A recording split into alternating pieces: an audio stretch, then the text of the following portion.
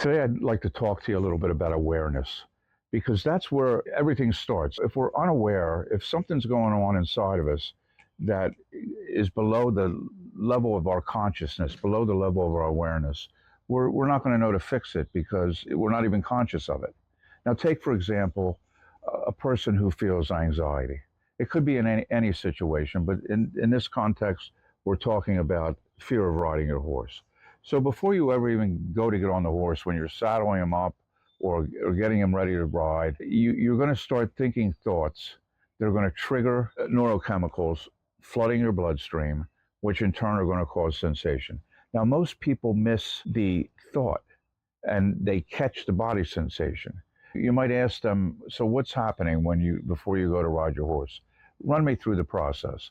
And they're going to say, I don't know. It just comes on me. I just start feeling anxious. My heart starts to race. I start to feel nervous energy and I start to shake a little bit and I just feel uncomfortable. They miss the thoughts ahead of time. So what I ask them to do is to stop and think about what you were thinking prior to noticing the sensations, because it all happens very fast. And like I say, we think up to 70,000 thoughts a day. And so it's typical that we will not even be aware of the thoughts. We're going to notice the body sensations first. So awareness is the first step in any of this. If you're unaware, how are you going to fix something?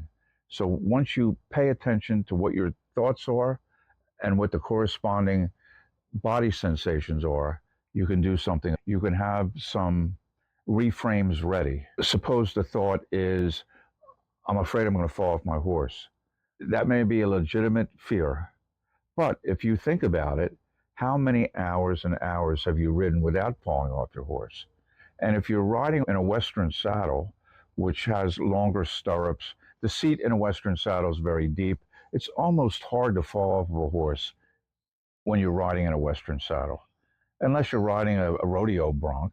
And that's another thing that we should bring up is your riding ability well suited to the level of training that your horse has.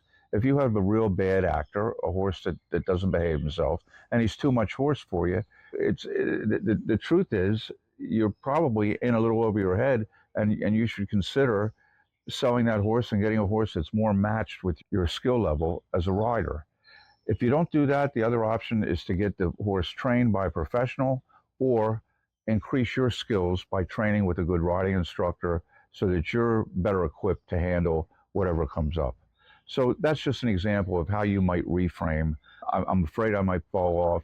Well, the likelihood of you falling off is really very slim. It's like driving your car. Driving a car can be a dangerous proposition, but it's not like a overwhelming issue. Take, for example, I'm afraid that my horse is going to be out of control. I won't be able to control him.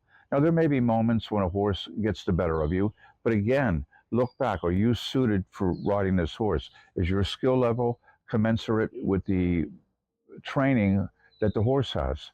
Are you a good fit for each other?